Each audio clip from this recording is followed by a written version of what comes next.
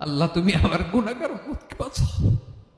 এই দুনিয়ার বুকে রব্বুল আলামিন সব নবীকে একটা করে দাওয়া মুস্তাজাবা দিয়েছেন, মানে যে দোয়া করলে কবুল হয়ে যায় সাথে সাথেই। দুনিয়ার সব নবীরা ওই দোয়াটা দুনিয়ায় করে ফেলেছে। বিশ্বনবী বলবেন, আল্লাহ ওই স্পেশাল দোয়াটা দুনিয়াতে করি নাই, আজকে আমি তোমার দরবারে দাঁড়িয়ে কিয়ামতের দিন ওই দোয়াটা করছি। আল্লাহ আমার যে উম্মতের হৃদয়ে যাররা পরিমাণ ঈমান আছে, আমার একটা উম্মতকেও তুমি জাহান্নামে ঢুকাতে পারবা না।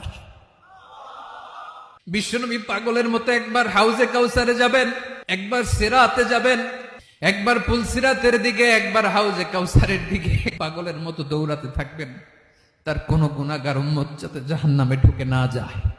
উম্মতি বিশ্বনবী আমার জন্য কাঁদবেন, আপনার জন্য কাঁদবেন, আমাদের জন্য সেদিন কেঁদে কেঁদে জাহান্নামের দরজায় দাঁড়িয়ে আমাদেরকে টেনে টেনে জান্নাতে ঢুকাবেন।